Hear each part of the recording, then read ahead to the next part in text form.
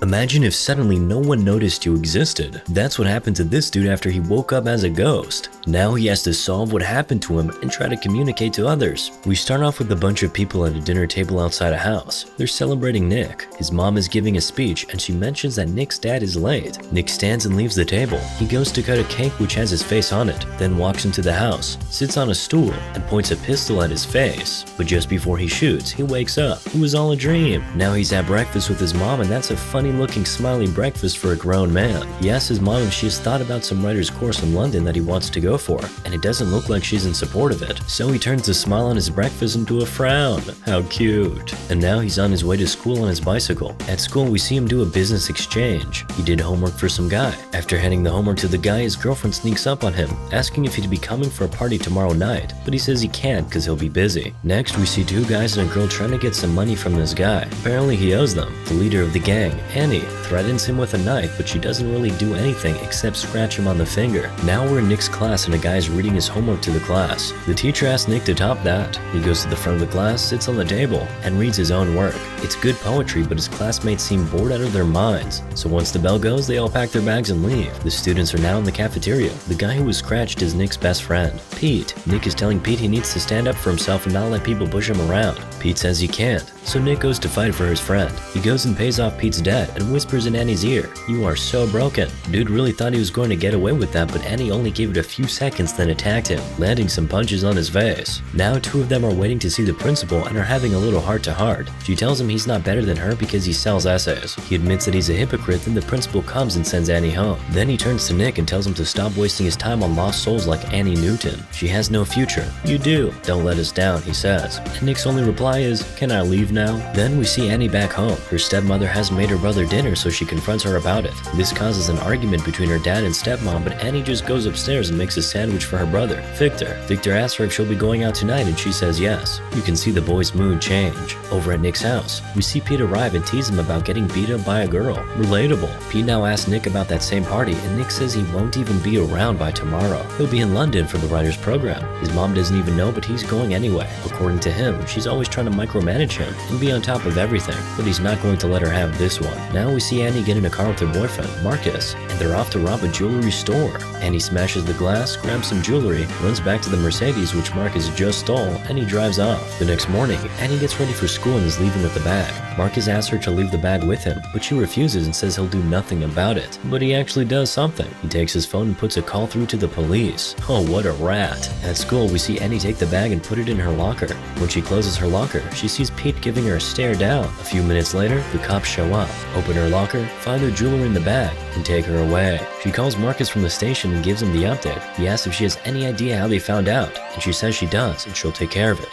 Do you really? Anyway, after the call, she leaves the station ready to exert revenge on the person she's so sure ratted her out to the cops. Now we see Pete saying goodbye to Nick. They hug and Nick goes home where his mom has found out about his ticket to London. Apparently, the airline called to say that the time of his flight has been changed. She confronts him about it. He apologizes and said he was trying to talk to her about it, but she notes that he has had the ticket for weeks, so he was going to go no matter what she said. But she's shocked he was just going to leave without saying a word. She says she feels like she has been living with a stranger. Nick is now in his room getting ready to leave. He takes a watch and puts it in his pocket. Then we see Pete walking pretty briskly, and boom, some guy comes and punches him from nowhere. It's Annie's guys. They take him to Annie. She thinks it's him who ratted her out, so she's beating him up, trying to get him to admit to something he didn't do. The torture is too much for him to bear, so he says he'll tell her who did it. Boy, who are you about to implicate now? The answer is his best friend, Nick. Well, you just have to understand his rationale. It's not like he's a snake or anything. He just expected that Nick would have left the country by now, and Annie would not have anybody to beat up. But unfortunately for everyone, Nick's flight got delayed, so he's at the party asking his girl if she wants to go to London. While they hang out, he throws her the ticket and tells her to have a good time. It would appear that his mom's little speech changed his mind and he no longer wants to go. And you know that isn't good news for anybody. He's walking back home when a car starts chasing him and then pushes him to a ditch. It's Annie and her boys. They're beating him up now. Pete comes out of the car and tries to explain his rationale, but nobody's listening to him. Annie now picks Nick up and asks him, "Who's broken now?" And he still answers, "You are." We all love a guy with some balls, don't we? Okay, that may have come out wrong. Anyway, Nick's balls earn him a few more punches and a hard kick to the face. That kick kills him, so they go and dump his body in a hole. During the process, Nick's watch falls, but nobody notices it. I could forgive Pete before, but not now. How would you allow yourself to be part of that? He's your best friend, for crying out loud. Anyway, Annie goes home and confesses to Marcus. She tells him she clapped the guy who sold her out, and you can see the shock on Marcus's face, because he knows for a fact that that was not the person who sold her out. He's now asking her why she came to him. You know I'm on parole, Annie. Why'd you come here? He asks and sends her away. She feels betrayed. Betrayed? Wait till you find out that he's the one who sold you out. She smashes some stuff in his workshop, gives him an ironic kiss, and leaves. Then early the next morning, we see her burning her clothes from last night. You won't believe what we see next. Nick. He walks out of the woods looking unscathed. So clean and fresh. He walks to school, goes and sits in class, but here's the thing. No one can see him. He's, how do you say it? Invisible. Relatable. So nobody knows he's in class even though he's sitting right there and can hear everything they're saying. They use that opportunity to get a few things off their chest about him, even his girl. She calls him pretentious and says he's always trying to make himself feel important. You can't trust these girls, man. But then again, his best friend also betrayed him, so actually, don't trust anybody, bro. At first, he thinks they're only messing around with him, but then he takes a book, throws it at a shelf. The book never even leaves the table. He then goes to the telephone in the principal's office to call his mom. He's right in his principal's face, but the principal can't see him. This guy must be John Cena. Then he shouts out to his mom. He can hear her talking to the detectives about him, but she can't hear him. He's running home now. On his way, he clatters into someone in the school hallway, gets hit by a car, run over by a truck, but nothing really happens in real life. He gets home and sees detectives all around his house doing everything to find him. He tries to put his mother out of her misery by telling her he's dead, but of course she can't hear him. Now he's just wandering the streets. Man, if I found out I was invisible, I would be doing a lot more than just walking the streets. Anyway, the detectives, Brian and Kate, are making headway with their investigation. They spoke to the principal who told them Nick got in a fight with Annie, so they head to Annie's house. Apparently, Brian knew Annie when she was little because her dad used to be a cop. They're up on the roof asking Annie what she was doing last night, and Nick is there to supervise her lies. But he also finds out that Annie clapped him because she thought he ratted her out. He throws her off the roof, but you know, that just doesn't work. The detectives take a search party out to the woods where Nick's body was dumped, and Annie calls Pete and tells him to be there. Nick hears that and gets visibly sick. He's in his room now and he can see his mom come in and go through his stuff. She's reading a poem he wrote and he's reading along with her. His pet bird joins him in Invisible Paradise. He holds it in his hands and after some seconds, it disappears. That's a revelation for him. He says, "I'm alive," and he runs straight to where his body was dumped. He's trying to get the search party to find him, but he's not having much luck with the humans. The dog, however, first seemed like he could see Nick, but he turned away at the last second. The dog helped find Nick's watch though. Now Pete is reporting to Annie and the rest of the gang. He feels they'll soon be found out, so he says he'll go to report to the police. And he tells him if he reports, he goes to jail too. Meanwhile, Nick is there listening to everything. Annie now sneaks back into her house and she's trying to pack up her stuff and run away. Victor wakes up and asks if she's going to go away and never come back like mom. Oof, that's pretty heartbreaking. Annie is crying now. She might be stone cold, but she's soft when it comes to this boy. She tells Victor to never be like her. Excellent advice. Her dad walks into the room and tells her to leave and she says cool, but if anything happens to her younger brother, she'd be back and she'd clap him. She leaves the house and Nick does one of his monologues again, telling her her horrible family dynamic doesn't excuse anything she has done. The search in the woods intensifies. We can see choppers and ambulances now. A professional says if Nick is alive out there, he has 2-3 days tops. Now we get a visual of Nick's body and we see his fingers twitch. He's really alive. Detective Brian now goes to have a word with Marcus. He asks him if he was with Annie on Tuesday night, and of course he says yes. He then asks him if he was with her the night before, when she robbed the jewelry store, and he said no. He knows nothing about that. Of course, Brian knows Marcus has been on parole for 8 months, but he doesn't stress that too much. He just drops his card and tells Marcus to call him if he sees Annie, because he wants to talk to her about a missing person at her school. Finally, Brian makes sure he lets Marcus know that he knows the exact brand of car that got stolen that same night the jewelry store was robbed.